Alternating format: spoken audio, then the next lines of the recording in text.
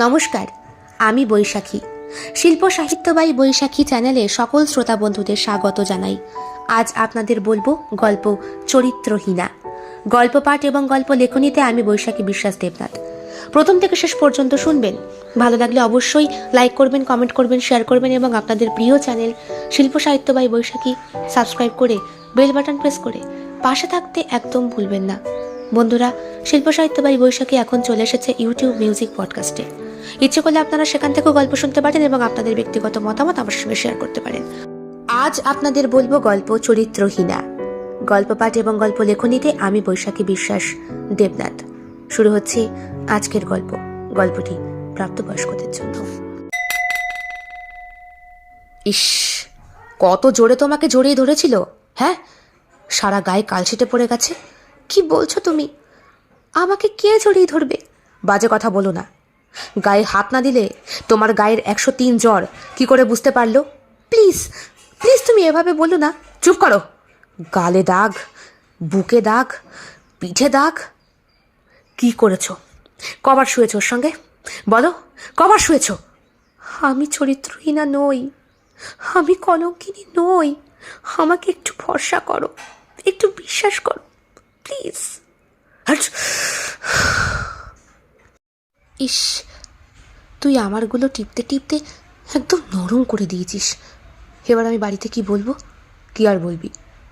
বলবি তোর বন্ধু রনি এগুলো টিপতে টিপতে একদম নরম করে দিয়েছে। দূর, আমার এত নরম ভাল লাগে না, আমার ডাঁসা ভাল লাগে। কথা বলবো না, যা। কথা বল আর না বল, তোর জিনিস আমি নরম করে দিয়েছি। এইবার জ্যাঠার কাছে কি কৈফিয়ত দিবি? তোর নামে আমি কিন্তু সত্যি সত্যিই দোষ দেবো। তারপর দেখিস বাবা তোকে কীরকম দেয়। আর দেবে। মেয়ের সবচেয়ে প্রিয় ফল আমটাকে আমি টিপতে টিপতে নরম করে দিয়েছি। কথাটার একটা খারাপ মিনিং যদি বার করে তখন? রনি, ছি, তুই এত অসভ্য হতে পারিস? আমি তোকে আমার ফলগুলোর কথা বললাম আর তুই কি না, তুই অসভ্যই রয়ে গেলি। আলাপ পরিচয় হওয়ার কয়েকদিনের মাথায় তোর জন্যে আনসিজনে এত সুন্দর ফল পাঠালো প্যাকেজিং করা বাক্সে। এটা আদৌ কি ভালোবাসা নাকি লোক দেখানো? কি বলতে চাইছিস? আমি বলতে চাইছি, দেখ, আমি তোকে কেয়ার করি। তুই আমার বান্ধবী, তোকে আমি পছন্দও করি। তোর ভালো মন্দ বুঝি তো, নিশ্চয়ই বুঝিস। আর খেয়াল রাখিস তো। তাহলে ছেলে হিসাবে ওই বাঁদরটাকে না জুটিয়ে আমাকে জোটালেই পারতি। মোটেই না। আমি আর তুই ভালো বন্ধু, আর বন্ধুই থাকবো। স্বামী আর বন্ধু কখনো এক হতে পারে না। কি বললি? হ্যাঁ, স্বামী কখনো বন্ধু হয় নাকি? তুই সবসময় নোংরাই থেকে গেলি, ক্যারেক্টারলেস কোথাকার। আমি চরিত্রহীন? হ্যাঁ তো। আর কখনো সভ্য হবি না। সভ্য হতে চায় কে? বাই দ্য ওয়ে, তোর বিয়েটা যেন কবে? তাই জন্য তুই কী করবি? বারে, তোর প্রিয় বন্ধু আমাকে তুই ইনভাইট করবি না? বয়েই গেছে ইনভাইট করতে। অসভ্য অসভ্য কথা বলিস। আমার বর ভীষণ সভ্য, ঠাট্টাই আর কি একদম পছন্দ করে না। ওই জন্যই তোর জন্যে আম পাঠিয়েছে বুঝি। আমার আমগুলো নষ্ট করবি না। একেই তোকে দিলাম আর তুই ঝুড়ি শুদ্ধ উপড়ে ফেলে সব কটাকে। হারে, আমি জাস্ট টিপে টিপে দেখছিলাম নরম না শক্ত। আমি তোকে বললাম না এগুলো আঁত কাঁচা আঁত পাকা খায়? ও, খেয়েছিস এর আগে? না, এখনও খাওয়া হয়নি। ও আমার জন্য ডাঁসা দেখেই পাঠিয়েছে আর তুই সব কটা নষ্ট করে দিয়েছিস। নষ্ট কোথায় করলাম রে? জাস্ট একবার চিপে দেখেছি। একবার। এটাকে ধর দেখি কেমন থলথলে হয়ে গেছে, দেখ। আর এটা বোধহয় বেশি পাকা ছিল তাই। ও মা, মা, কি হলো? দেখো না, রনি আমার সব কটা আম নষ্ট করে দিয়েছে। ছেলে মানুষই করছিস কেন মৌ? হ্যাঁ, তোর বন্ধু এত বছর পর বিলেত থেকে ফিরেছে, তোর সঙ্গেই দেখা করতে এসেছে। তুই ওকে তোর বিয়ের প্রস্তাবটাও জানাসনি? কি করে জানাবো? বিদেশ গেছে কতগুলো বছর, আমার সঙ্গে মোবাইলে যোগাযোগ রেখেছিল। রনি, তুমি তোমার বান্ধবীর সঙ্গে যোগাযোগ রাখোনি? এইবার তুমি যে কী ঝাড় খাবে এর মধ্যে কিন্তু আমি থাকতে পারবো না বাবা। বলে একটু হাসি দিয়ে ঘর থেকে বেরিয়ে গেলেন জয়া দেবী। মৌ আর রনি ঘরে খাটে বসে আছে। মৌ আর রনি ছোট্টবেলা থেকে বন্ধু। তবে রনি স্কলারশিপ পেয়ে পড়াশোনা করেছে বলে খুব উচ্চপদস্থ অফিসার হয়েছে বিদেশে, একজন ইঞ্জিনিয়ার। মৌয়ের সঙ্গে বন্ধুত্বটা গাঢ় হলেও একটা সময় ওরা বুঝতে পেরেছিল ওদের বেশি ঘুরতে যাওয়া, ওদের পড়াশোনার প্রতি অমনোযোগিতা, ঘরে খাবার না খেয়ে বাইরে খাবার খাওয়া, সময় কাটানো, সবটাই ওদের বন্ধুত্বের মাঝে কেমন একটা চিড় ধরিয়ে দিচ্ছে। ওরা সম্পর্কটাকে প্রেমিক প্রেমিকায় নয়, বন্ধুত্বেই আবদ্ধ রাখতে চায়। যেদিন প্রথম ফাঁকা ঘরে রনি আর মৌ একসাথে দাঁড়িয়েছিল, হঠাৎ জোরে বাজ পড়ায় স্বভাবতই ভয় পেয়ে মৌ রনিকে জড়িয়ে ধরেছিল। দিনটা ছিল রনির শুভ জন্মদিন। সারাদিন বেচারার গা পুড়ে যাচ্ছে জ্বরে। বন্ধুবান্ধবদের নিয়ে ছোট্ট একটা পার্টির অ্যারেঞ্জমেন্ট করেছিল ওর বাবা, কিন্তু ছেলের এই মারাত্মক জ্বরের কারণে সবটাই ক্যান্সেল করা হয়েছে। টেস্ট করে জানা গেছে ম্যালেরিয়া হয়েছে। আর কেউ না আসুক, মৌ কিন্তু ছুটে এসেছিল। সবার বারণ সত্ত্বেও ওর ঘরে গিয়েছিল। সেই দিনটায় খুব বর্ষা হচ্ছিল সারাদিন। বৃষ্টিতে প্রায় অর্ধেক স্নান করে কাক ভেজা হয়ে যখন মৌ রনির ঘরে ঢোকে, দেখে রনি এই গরমের মধ্যেও কম্বল গায়ে দিয়ে শুয়ে। কপালে হাত দিতেই ঠান্ডা জলের স্পর্শে কেঁপে উঠেছিল ছেলেটা। কে তুই? কেন এসিস আমার ঘরে? জানিস না ছোঁয়াচে? যা দূর। তোকে এখন মশা কামড়াচ্ছে নাকি যে তোর মশা আমায় কামড়ালে আমার জ্বর হবে? ঠাট্টা করিস না মৌ, আমি চাই না তোরও হোক। একই পরীক্ষা সামনে, আরে কিচ্ছু হবে না। তাছাড়া তোর জন্মদিনটা তো আমি নষ্ট করতে পারি না। কেউ না আসুক, আমি এসেছি। ব্যাগ থেকে একটা দামি কোম্পানির কলম উপহার দিয়েছিল মেয়েটা। আবার গিফট এনেছিস কেন? আমি তো কিছুই খাওয়াতে পারলাম না। খাওয়াতে হবে না রে, সব সম্পর্ক কি খাওয়ালে টেকে? তুই ওর দেখে একটু। কেন? মা পায়েস করে পাঠিয়েছে। কাকিমা যে কী করে! তুই ভালোবাসিস খেতে, তাই বেশি করে কিশমিশ, কাজু আর এলাচ দিয়ে। জানিস 100 গ্রাম চাল 2 লিটার তেলে ফুটিয়েছে। এত সুন্দর হয়েছে না, তুই চেখে দেখেছিস নাকি? ও মাথা দেখবো না। তোকে কোনো খাবার দেওয়ার আগে ওটা আমি অবশ্যই এঁটো করে দেব। জানতিস ভগবান শ্রী রামচন্দ্র। আরে বাবা জানি, এক গল্প আর কদিন শোনাবি, তবু শোন না। যখন বনবাসে যায়, কি যেন বেশ ওই বুড়ি মহিলাটার নাম, উনি অভিশপ্তা ছিলেন। উনি ভগবান শ্রী রামচন্দ্রের প্রতীক্ষায় ছিলেন বহু বছর। এরপর যখন রামচন্দ্র, মাতা সীতা আর ভাই লক্ষ্মণকে নিয়ে এলো, উনি নিজে ফল মুখে দিয়ে এঁটো ফল তারপরে সেটা রামচন্দ্রকে খাইয়েছিলেন। কেন জানিস? ওই বনের মধ্যে একই রকম ফল দেখতে পাওয়া যেত, বিষাক্ত ফল যদি হয়ে থাকে, যাতে সেটাকে উনি আগে মারা যায় আর রামচন্দ্র সেটা না খায়। তারপর ওনার আত্মার তৃপ্তি হলো, এই তো। হ্যাঁ, তুইও তো আমার কাছে পরম বন্ধু না? ভাগ্যিস পতিদেবতা শ্রী রামচন্দ্র বলে দিসনি। ধ্যাৎ, আমি কি সীতা নাকি? তাহলে কি? আমি মৌ। আমার মতো ফ্যান্টাসি আর কেউ করতে পারে না। ওট ওট ওট, এক চামচ খা। কে? আরে মৌ মা, কখন এলে? এই তো অনেকক্ষণ এসছি কাকু। এই ঘরে কাকিমা কিছুতেই ঢুকতে দিচ্ছিল না। তুমি বলো, আমি ওর প্রিয় বান্ধবী হই না? নিশ্চয়ই হও, কিন্তু কাকিমা তো ঠিকই করেছিল মা। তুমি কেন অসুস্থ হবে? ধুর কাকু, কি যে বলো, ওকে আমার কামড়াচ্ছে। কথাটা বলেই চুপ করে গিয়েছিল মৌ। কাঁচতে কাঁচতে ঘর থেকে বেরিয়ে গিয়েছিল রনির বাবা। পরে রনি ওর পিঠে একটা চাপড় মেরে বলেছে, মুখে কিছু আটকায় না তোর?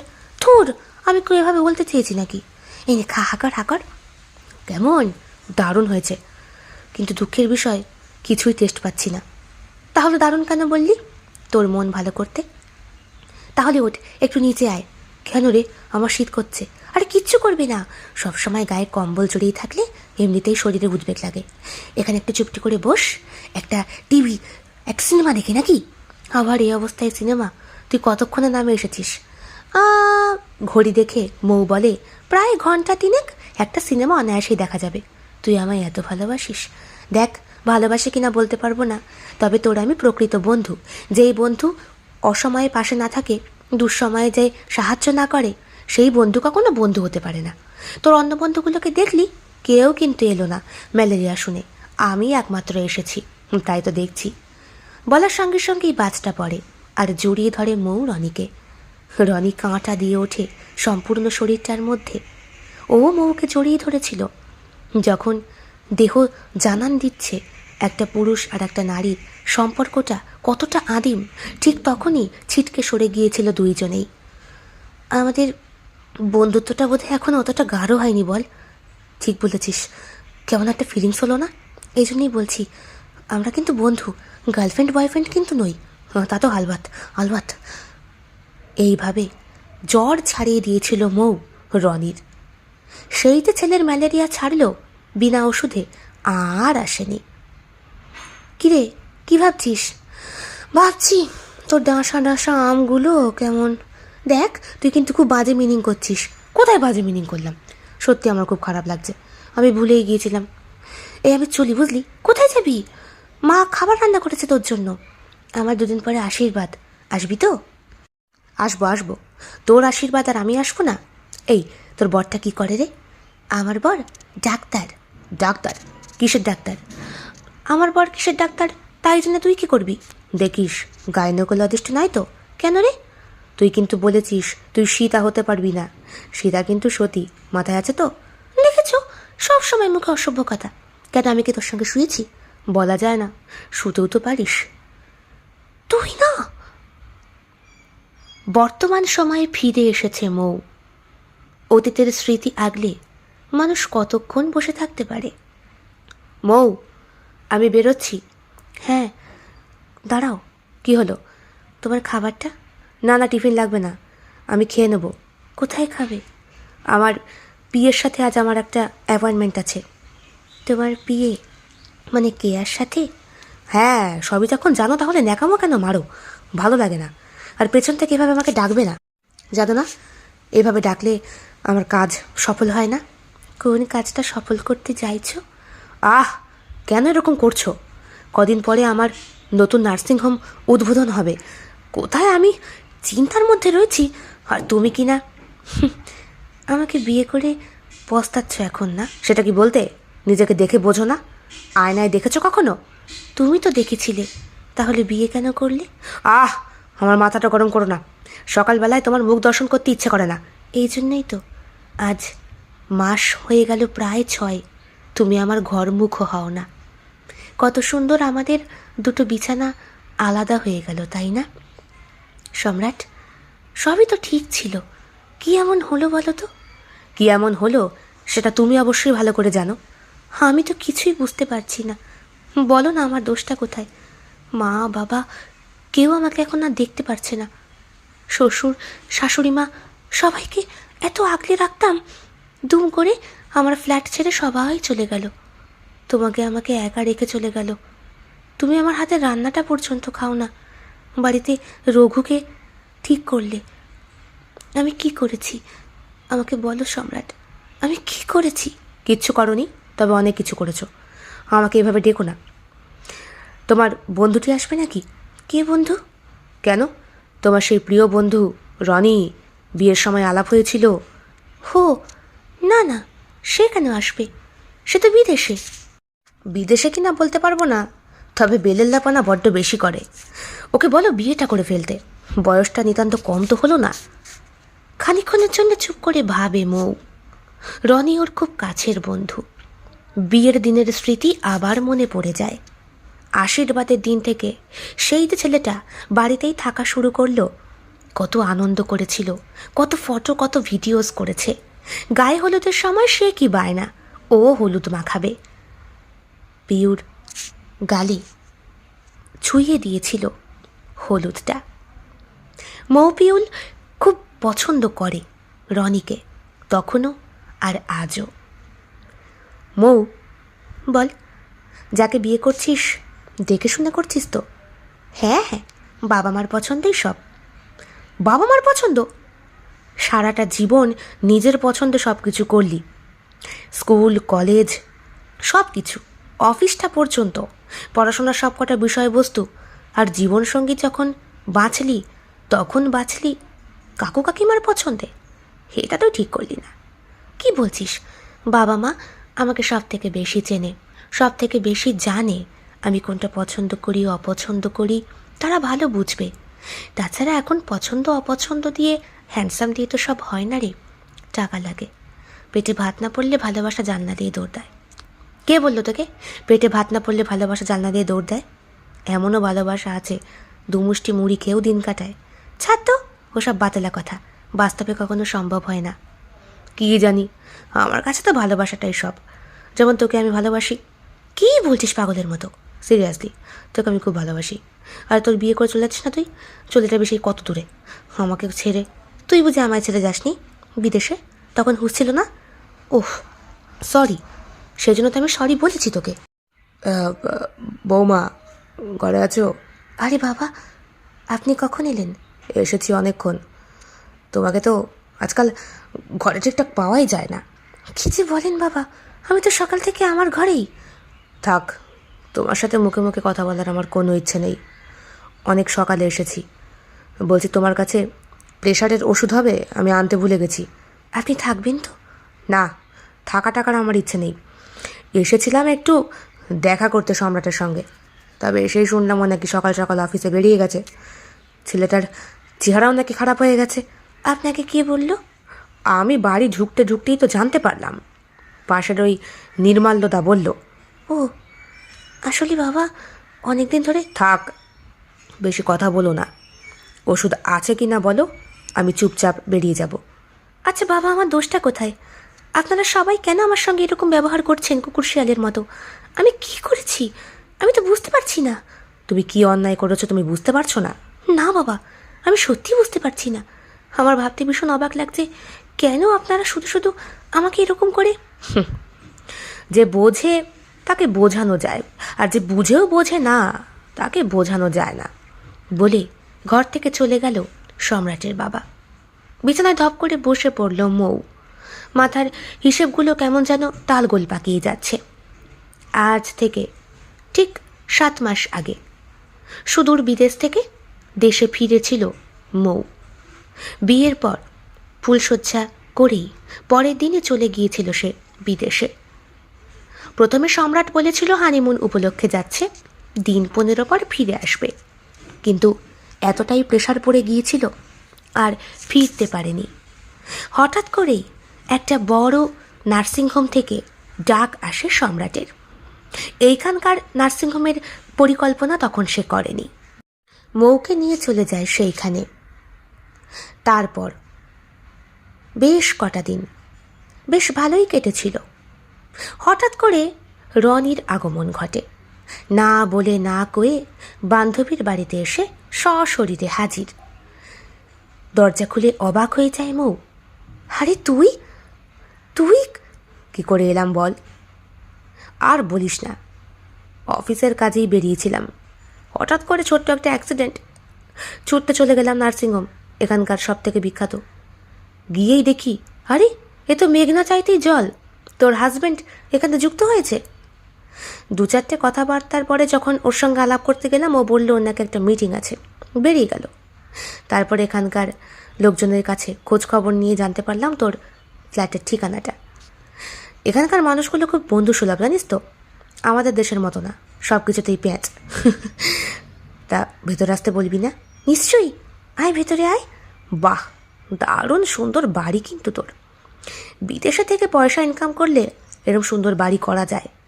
তা তোর বরটাও যে ভাগ্যচক্রে আমার দেশই এসে পড়বে সেটা তো বুঝতে পারিনি। কেমন আছিস বল? আছি, খুব ভালো আছি, আর তোকে দেখে এখন আরও বেশি ভালো। বিয়ে কবে করবি? এই এক কথা।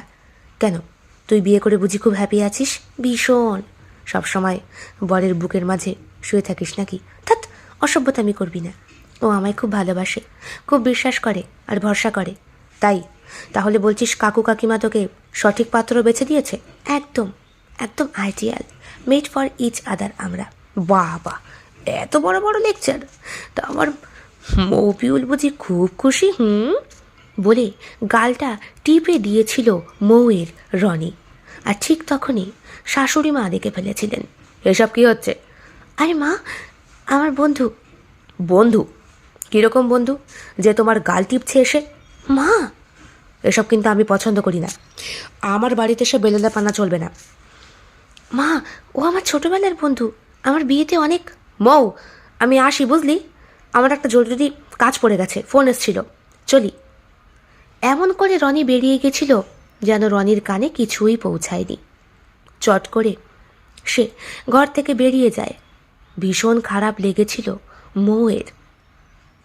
এরপর একদিন শপিং মলে ঘুরতে গিয়ে হঠাৎ করে দেখা হয়ে যায় মৌয়ের রনির সাথে। সম্রাট, ওটা রনি না? কে? হয়েছি? ও হ্যাঁ, ভীষণ বাচাল ছেলেটা, খুব বাজ বকে। আরে বলো না, নার্সিংহোমে বসে রয়েছে, হঠাৎ করে আমার চেম্বারে এসে হাজির, বলে কিনা এবার গল্প করতে হবে। আমি তো ওকে বাড়ির ঠিকানা কিছুতেই দেইনি, ও যায়নি তো। কথাটা বলতে গিয়েও চেপে যায় মৌ। তুমি এরকম করে কেন বলছো? কেন বলবো না? বিয়ের সময় মনে পড়ে কিভাবে আমার মাথা খেয়ে নিয়েছিল। বাপরে বাপ, বন্ধু বন্ধুর মতো থাকা ভালো, এত ঘনিষ্ঠতা ভালো না, কিন্তু একটা বন্ধুই তো জীবনের শেষ দিন পর্যন্ত থাকে। হোয়াট? কি বলছো? স্বামী স্ত্রী একে অপরের সঙ্গী, সেদিন পর্যন্ত বন্ধু কী করে থাকবে? থাকবে না? আমি বিপদে আপদে পড়লে ও ছুটে আসবে, ও বিপদে পড়লে আমি যাব, এটাই তো বন্ধুত্বের রীতি। বাহ, ভালোই তো বন্ধুত্ব পাতিয়েছিলে। তাহলে বিয়ে করার কি দরকার ছিল? বন্ধুর সঙ্গে লিভ টুগেদার করতে পারতে, সব রকম সুখের স্বাদও পেতে। সম্রাট! মৌ একটু একটু করে হয়তো বোঝার চেষ্টা করছিল এই রনির সঙ্গে সম্পর্কটা ওর শ্বশুরবাড়ির লোকে খুব একটা ভালো চোখে দেখে না। আসলে দুদিনের পরিচয়ে কোনো মানুষকে সঠিকভাবে চেনা যায় না। রনির সঙ্গে ওর আলাপ ছোট্টবেলার, আর সম্রাটের সঙ্গে ওর দেখা জাস্ট কয়েকদিনের, তার মাঝে বিয়েটা দুম করে হয়ে যায়। সম্রাটের ঘর বাড়ি সম্পত্তি সব কিছুর ওপর বেস করে বাবা সুপাত্র ভেবে দিয়ে দিয়েছিল ওকে, কিন্তু ভেতরের গলদটা বোধহয়। সেই দিন আর ভালো মতো ঘোরাফেরা করা হয়নি, শপিং মলে শপিংও করা হয়নি। রনি নজর থেকে বাঁচার জন্যে গাড়ির সামনে এসে যখন গাড়িটা খুলেছে, ঠিক তখনই গাড়ির দরজা ধরে দাঁড়িয়ে পড়ে রনি। কিরে, পালাচ্ছিস আমাকে দেখে? ও তুই? ও, আমাকে দেখে মনে হচ্ছে খুশি হসনি। নমস্কার, আপনার সঙ্গে তো ঠিক করে কথাই বলা হলো না। সেই বিয়ের সময়ও আপনি ঠিক করে আমাকে পাত্তাই দিলেন না। তা বলি, আমারও গাড়ি আছে, নিয়ে আসি, একসঙ্গে কোথাও বসে একটুখানি গল্প করা যাবে নাকি? এই মৌ, বাবার প্রেশারটা হাই হয়েছে না? হ্যাঁ হ্যাঁ হ্যাঁ। ওষুধ নেওয়া হয়ে গেছে তো? হ্যাঁ নিয়েছি। সরি, আমরা আজকে গল্প করতে পারবো না, অন্য কোনো দিন। হ্যাঁ। মিথ্যে কথাটা বলার সময় বুকে খুব কষ্ট হয়েছিল মৌয়ের, তবুও মনটাকে চেপে রেখে চলে এসেছিল সেইখান থেকে। এই একই ঘটনা অনেকবার অনেকবার পরিবর্তিত হয়েছে, বিবর্তনের মাধ্যমে ওর জীবনে ঘনিয়ে ঘনিয়ে এসেছে, আর প্রত্যেকবারই চরম সত্যর মুখোমুখি হতে হয়েছে মৌকে। সম্রাটকে বিশ্বাস করে ভরসা করে বিয়ে করেছিল, ভেবেছিল সম্রাটও ওকে সমান বিশ্বাস আর ভরসা করে, কিন্তু দিন যত যাচ্ছে তত যেন পরিবর্তন হচ্ছে ওদের। একটু একটু করে আবহাওয়া পরিবর্তনের মতো মানুষটা বদলে যেতে শুরু করেছে। মৌয়ের জন্মদিনের দিন সশরীরে রনি এসে হাজির বিনা নিমন্ত্রণে। সেই দিন মৌয়ের মনটা একদম ভালো ছিল না। সম্রাট সকাল সকাল উঠে চলে গেছে অফিসে, শ্বশুর শাশুড়ি বেরিয়ে গেছে কোন এক বন্ধুর বাড়িতে কি একটা অনুষ্ঠান অ্যাটেন্ড করতে। সবার অবস্থাটা এমন যেন মৌয়ের শুভ জন্মদিনের কথা কারো মনেই নেই, অথচ মনে থাকলেও কেউ যেন দিনটাকে পালন করতে চায় না হৃদয় দিয়ে। ঠিক সেই দিনও ওই দিনের মতো বর্ষা হচ্ছিল। বিদেশেও বুঝি বর্ষা আসে। ফ্ল্যাটের দরজা খোলার সঙ্গে সঙ্গে গায়ে কম্বল মুড়ি দেওয়া মৌকে দেখে ধচমচিয়ে ঘরে ঢুকে পড়েছিল রনি। দরজাটা বন্ধ করে বলেছিল, ইস, কপালে হাত দিয়ে, তোর এত জ্বর? আমি ভাবলাম তোর শুভ জন্মদিন, তোর বাড়িতে হয়তো অনেক আয়োজন, আমাকেই ইনভাইট করিসনি, দুম করে তোকে একটা সারপ্রাইজ দেবো, কিন্তু এ তো দেখছি সম্পূর্ণ। আয় আয়, ঘরে আয়, ঘরে আয়। তুই কেন এসেছিস? বারে, তোর জন্মদিন উইশ করতে। আমার ম্যালেরিয়ার মধ্যে তুই আমাকে উইশ করেছিলি, আর তুই আমার দেশে রয়েছিস, তোকে আমি বাড়িতে উইশ করবো না? তুই বেরিয়ে যা। কি বলছিস? ঠিকই বলছি, আজ তোর জন্য হয়তো আমার সংসারে অশান্তি হচ্ছে। আমি আমার স্বামীর ভরসা হারাচ্ছি, বিশ্বাস হারাচ্ছি। তুই চলে যা প্লিজ। মৌ, তুই আমাকে বলতে পারলি এত বড় কথা? পারতে হলো, কি করব বল, এখন আমার কাছে সংসারটাই যে সব। বাহ, ঠিকই বলতো তাহলে। কে ঠিক বলতো? বিশেষজ্ঞরা। সংসারের চাপে পড়লে মেয়েরা অনেক কিছুই ভুলে যায়। আমাদের বন্ধুত্বকে ভুলে গেলি? কিসের বন্ধুত্ব? কোনো বন্ধুত্ব নেই আমাদের মধ্যে। তুই চলে যা, চলে যা আমার চোখের সামনে থেকে। আচমকা আবার সেই বাজটা পড়েছিল। এই দিনও মৌ ভয় পেয়ে রনিকে জড়িয়ে ধরেছিল। রনিও আজকে জড়িয়ে ধরেছিল, তবে সেই দিনের থেকে একটু অন্যরকম। এই বুকে জড়িয়ে ধরার মধ্যে একটা ভরসা ছিল, একটা বিশ্বাস ছিল, এমন একটা অনুভূতি ছিল যেন ভুল করেছিস, এবার শুধরে যা। তোর জন্য যে উপযুক্ত নয় তাকে এবার ত্যাগ কর, নিজের মতো করে বাঁচতে শুরু কর। মৌ না বলা কথাগুলোও যেন মৌয়ের হৃদয়কে স্পর্শ করেছিল। আর নিমেষের মধ্যেই দুটো ঠোঁট যখন পরস্পরের দিকে এগিয়ে আসবে, ঠিক তখনই দরজায় কলিং বেলের শব্দ। তুই দাঁড়া, আমি গিয়ে খুলছি। না, তুই যাস না, আমি খুলি। তোর প্রচণ্ড জ্বর গায়ে, তুই ঘরে যা, আমি দরজা খুলছি। দরজা খোলার সঙ্গে সঙ্গেই সম্রাট রনিকে দেখে যাচ্ছে তাই একটা অবস্থা করে ফেলে। আপনি এখানে কি করছেন? আজকে মৌয়ের জন্মদিন, আমি ভাবলাম হয়তো বাড়িতে বিরাট বড় পার্টির অ্যারেঞ্জমেন্ট হয়েছে, আমি ওকে সারপ্রাইজ দেবো বলে। বাহ, কুকুরের মতো খেতেও চলে এলেন বিনা নিমন্ত্রণে। দেখুন মিস্টার, আপনি আমাকে ভুল ভাবছেন। এই শহরে আমার অনেক নাম ডাক আছে। আফটার অল আমি একজন ইঞ্জিনিয়ার। সে আপনি হবেন খন, এখন আমার ঘর থেকে বিদায় হন। মানে আপনার কি মনে হয় আমি খেতে পাই না? খেতে পান কি না পান জানি না, তবে বিনা নিমন্ত্রণে গিলতে খুব ভালোই পছন্দ করেন। আর লোকের পাতে খাবার এঁটো করতে। মানে মানে কি বলছি, এই এত বছর বয়সে নিশ্চয়ই বোঝার ক্ষমতা আপনার হয়েছে। মৌ কোথায়? ওর বেডরুমে। ওর তো প্রচণ্ড জ্বর। বাহ, গায়ে হাত দিয়ে দেখাও হয়ে গেছে জ্বরটা। আপনি এগুলো কি উল্টোপাল্টা বকছেন? আপনি যাবেন নাকি গার্ডকে ডাকবো? থাক থাক, যথেষ্ট অপমানিত হয়েছি, আর দরকার নেই। এই নিন একটা হাতের আংটি, সুন্দর প্যাকেজ করা। সম্রাটের হাতে জিনিসটা গছিয়ে দিয়ে ঘর থেকে বেরিয়ে যায় রনি। নামতে নামতে বলে, ওটা মৌকে দেবেন, ওর জন্যে এনেছিলাম, ওর জন্মদিনের গিফট। সম্রাট আংটিটা খুলে দেখে, যদিও কারো উপহার প্যাকেজিং থেকে খুলে দেখার আগে পারমিশন নিতে হয়, কিন্তু ও জানে মৌয়ের ওপরে শুধু ওর একার আধিপত্য। খুলে দেখে একটা হীরের আংটি, ঠিক হুবহু যেরকম ও নিজে কিনে নিয়ে এসেছে ওর বউয়ের জন্যে। রাগের চোটে দুটো আংটি ছুঁড়ে ফেলে দেয় ফ্ল্যাটের বাইরে সম্রাট। ঘরে গিয়ে দেখে মৌ বিছানায় শুয়ে ফুপিয়ে ফুপিয়ে কান্না করছে। সেই দিন থেকেই বিছানা দুটো আলাদা হয়ে যায়। গেস্ট রুমে গিয়ে শোয় সম্রাট, আর বেডরুমে থাকে একা মৌ। একে একে শ্বশুর শাশুড়ি সবাই এই বাড়ি ছেড়ে চলে যায়। প্রত্যেকেই অবস্থা সম্পন্ন তো, তাই কেউ কারোর ওপরে নির্ভর করে না। শ্বশুর আর শাশুড়ি নিজেদের ফ্ল্যাটে থাকে। বাড়ির সব কাজকর্ম করার জন্যে রঘুকে ঠিক করেছে সম্রাট। বিদেশের মাটিতে এসেও এমন অবস্থায় থাকতে হবে ভাবতে পারেনি মেয়েটা। এরপরে মাস দুয়েক আগে হঠাৎ করে একদিন বলে, চলো ইন্ডিয়া। হঠাৎ করে? হ্যাঁ, পুরো শেকড় উপড়ে নিয়ে যাচ্ছি। বাবা মাকে অনেক বললাম যাবে না, থাক এখানেই থাকবে, যখন খুব অসুস্থ হবে তখন খবর দেবে। তাছাড়া মরার আগেই তো বডি ডোনেট করে গেছে। এরকম করা যায়? সবাই করতে পারে, তুমি আমি সবাই। আমার ইচ্ছা নেই, কারণ আমি নিজে তো একজন ডক্টর। এরকম অনেক বডি আমি দান করেছি অনেককে। মানে কেউ ধরো মৃতপ্রায় মানুষ, তার শরীরে যে অঙ্গটা ভালো থাকবে। জানি জানি, আমি করতে চাই। তোরাই তুমি করতে যাও? মানে আমার বডি আমি মৃত্যুর আগে দান করতে পারি না? না, পারো না। কেন? কারণ ওটার ওপরে সম্পূর্ণ এখন আমার অধিকার।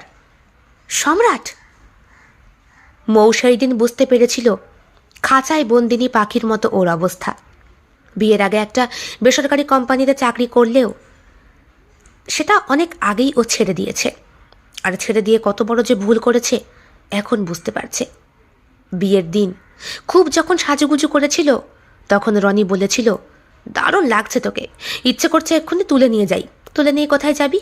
কেন বিদেশে, যেখানে আমি থাকি? বয়েই গেছে আমার যেতে। একদিন তোকে আমিই নিয়ে যাব, দেখিস। হয়ে গেছে এই জন্মের মতো তাহলে।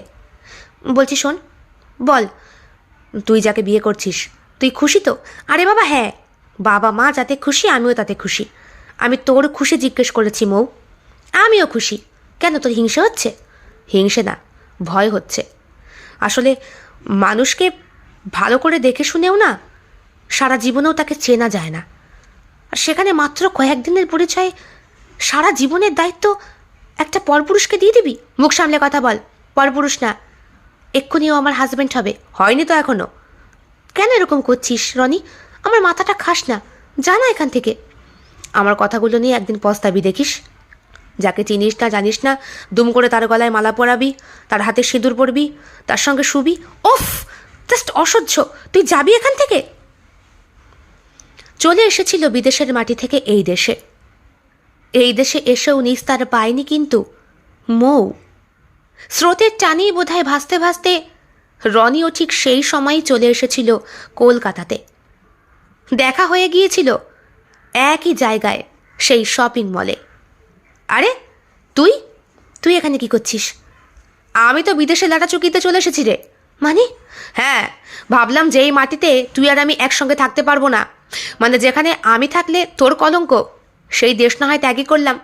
তাছাড়া এখানে এসেও আমার অনেক নাম ডাক হয়েছে, টাকা হয়েছে। টাকা চাই কি সব? কেন, তুই তো বলেছিলি টাকাটাই সব। ভাত পেটে ভাত না পড়লে ভালোবাসা জানলা দিয়ে পালায়, ব্ল্যা ব্ল্যা ব্ল্যা আরও কত কি। ঠাট্টা করছিস? না না, ঠাট্টা করছি না। তোর বর্চি কোথায়? ওই তো ভাগ্যিস যোগ মহাশয় ওইদিকে রয়েছে। যোগ কেন বলছিস? এই যে তোকে রক্ত চুষে চুষে একদম রোগা বানিয়ে দিয়েছে। বাজে কথা বলিস না। ঠিকই বলছি। আয়নাতে নিজেকে একবারও দেখেছিস? মৌয়ের বুকটা কাঁকিয়ে ওঠে, ঠোঁট ফুলে কান্না বেরিয়ে আসে, কিন্তু এত লোকজনের মাঝে কান্না করা যাবে না। বিয়ে করে ফেলেছে তো, ত্যাগ তো করতে পারবে না।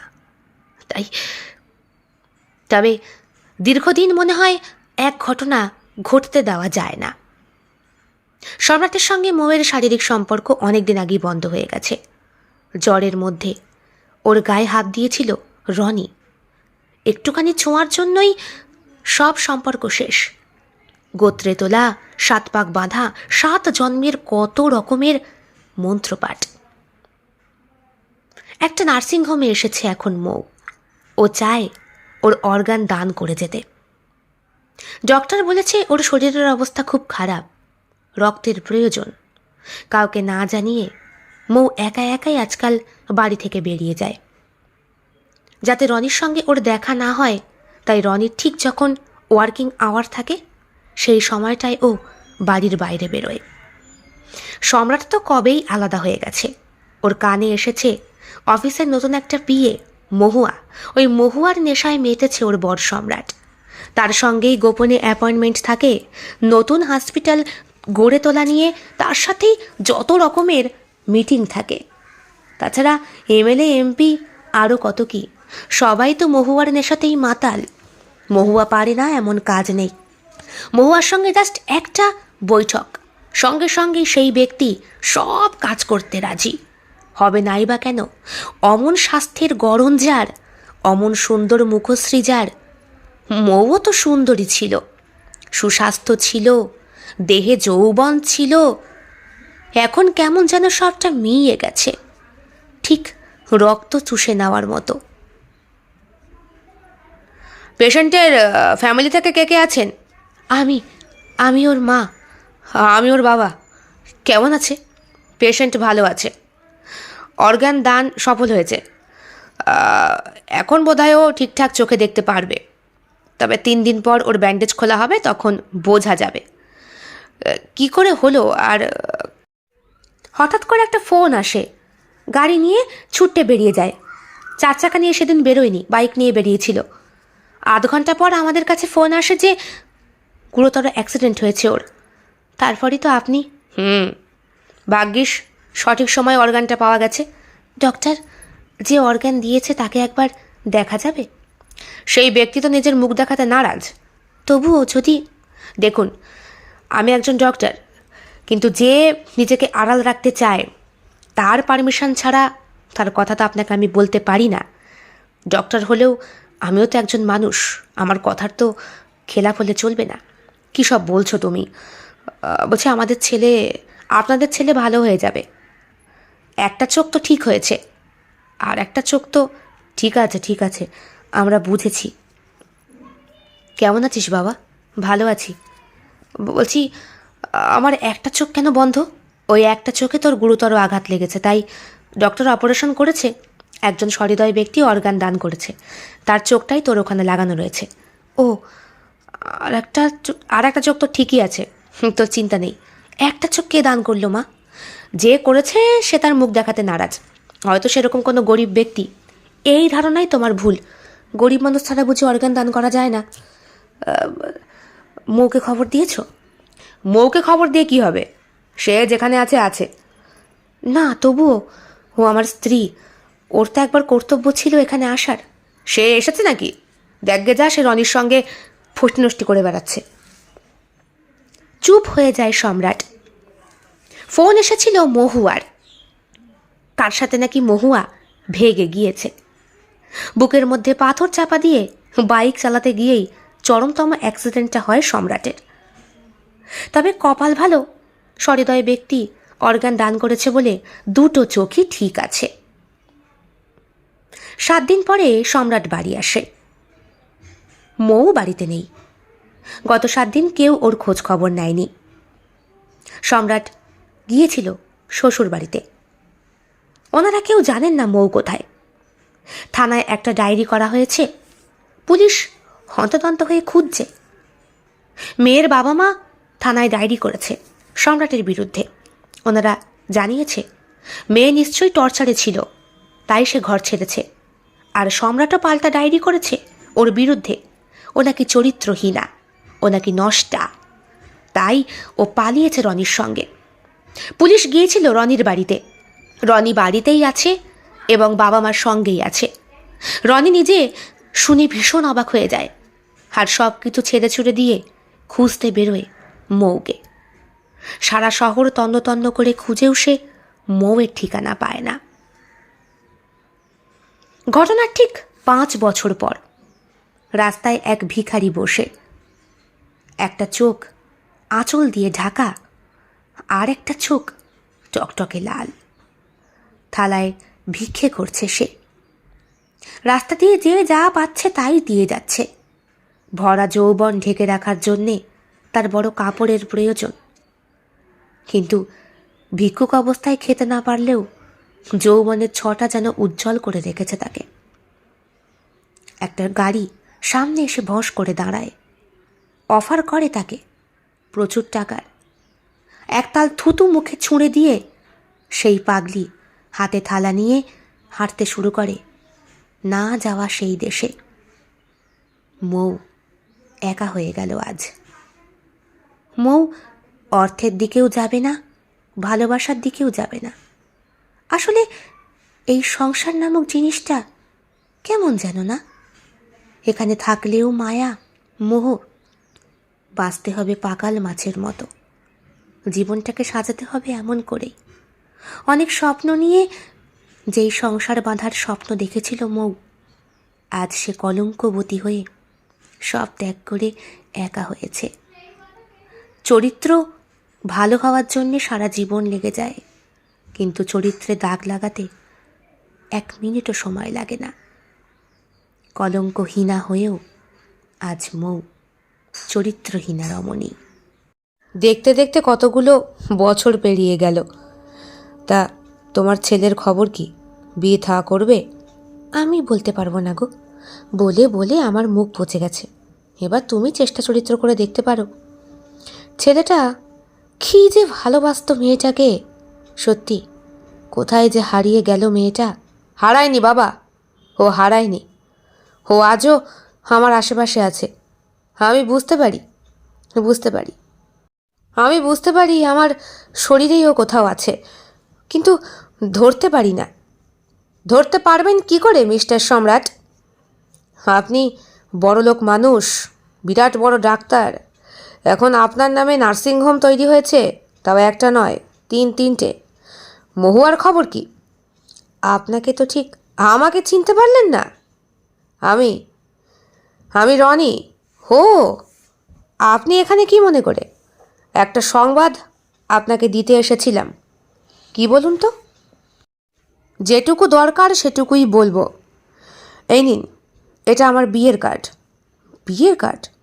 হ্যাঁ, সামনের ফাল্গুনেই বিয়ে করছি। আমার সবথেকে প্রিয় পাত্রী, আমার অত্যন্ত কাছের বান্ধবী, আমার ছোট্টবেলাকার বন্ধু, যাকে ছাড়া আমার একটা দিনও চলতো না। দুম করে এক বিদেশি পাখি তাকে উড়িয়ে নিয়ে গেল। খাঁচার পাখিকে কতদিন খাঁচায় বন্দি করতে পারবে? একদিন পাখি খাঁচা ছেড়ে ঠিক ফুরুত করে পালাবে, আর আমার কাছে এসে ধরা দেবে। তবে এত সহজে ধরা পড়তে পারিনি, বুঝলেন। রাত্রেবেলা বাড়ি ফিরছিলাম, আমার গাড়ির সামনেই এসে পড়ল। একটা চোখে কানা, দেখতে পায় না তো। সহৃদয় ব্যক্তি তো সে, দয়া করে কাকে যেন নিজের একটা চক্ষু দান করেছিল, অনেক ডক্টরকে রিকোয়েস্ট করে, ওর পরিচয় দিতে বারণ করে। হয়তো সেই ব্যক্তিকে ভিক্ষা দিয়েছিল ওর একটা চোখ, যাতে ওর চোখ দিয়ে সমাজটাকে, সংসারটাকে, বিবাহিত জীবনটাকে একটু অন্যরকম করে দেখতে পারে, সেই জন্যে। আপনি কি বলছেন? আমি কি বলছি যদি বোঝার মতো ক্ষমতা আপনার থাকতো, তাহলে আপনার জায়গায় হয়তো আমি থাকতাম, আর আমার জায়গায় আপনি থাকতেন, অথবা সবাই সবার জায়গাতেই থাকতো, শুধু আমাদের সবার মাঝখানে আমার বন্ধুটা থাকতো। বিয়েতে আসবেন কিন্তু। চলি। রনি দুম করে এসে দুম করে উধাও হয়ে গেল। কে রে এটা? এ তো সে যে মৌয়ের সঙ্গে দেখা করতে আসতো। হ্যাঁ হ্যাঁ, এই ছোকরাকে আমি দেখেছি, বিদেশেও তো একবার গিয়েছিল। হ্যাঁ মা, তবে আমি শুধু শুধু মৌকে চরিত্রহীন বলেছি, ওর কোনো দোষ ছিল না। কি করে বুঝলি? আমি বুঝতে পেরেছি। মৌ ওর বাপের বাড়িতেও ফিরে যায়নি, আমার কাছেও আসেনি, ডিভোর্সও করেনি, কোনো খোরপোশও চায়নি। কোথায় যে হারিয়ে গেল। বলতে বলতে বিয়ের কার্ডটা খোলে সম্রাট, আর চক্ষু চড়ক গাছ হয়ে যায়, কারণ সেখানে বড় বড় অক্ষরে মৌ পিউলের নাম লেখা, আর পাশে লেখা রনির নাম। কিন্তু নিমন্ত্রণ কার্ডের একেবারে নিচে লেখা রয়েছে, আশীর্বাদ করতে আসতে পারলে আসবেন, সমালোচনা করতে নয়। কারণ যাকে আমি গ্রহণ করেছি, সে যতই আপনার উচ্ছিষ্ট হোক না কেন, আমার কাছে সে সর্বদা সীতার মতো পবিত্র। কারণ সে আমাকে রাম না বানাতে পারলেও নিজেকে সীতাই বলতো। আর দেবী সীতা সবসময় নিষ্কলঙ্কা, পবিত্র একজন নারী। কেমন লেগেছে আজকের নিবেদন? কমেন্ট বক্সে কমেন্ট করতে কেউ ভুলবেন না। আর ভালো লেগে থাকলে অবশ্যই লাইক করবেন, শেয়ার করবেন, এবং আপনাদের প্রিয় চ্যানেল শিল্প সাহিত্য বাই বৈশাখী সাবস্ক্রাইব করে অবশ্যই পাশে থাকবেন। দেখা হবে অন্য আরও একটি ভিন্ন স্বাদের গল্পের সঙ্গে খুব শিগগিরই। বন্ধুরা, বেল বাটন প্রেস করতে কিন্তু একদম ভুলবেন না, নতুন গল্পের নোটিফিকেশন চট জলদি পেয়ে যাবার জন্যে। দেখা হবে খুব শিগগিরই আরও নতুন একটি ভিন্ন স্বাদের গল্পের সঙ্গে। সবাই খুব ভালো থাকবেন, সুস্থ থাকবেন এবং শরীরের যত্ন নেবেন। বিদায়।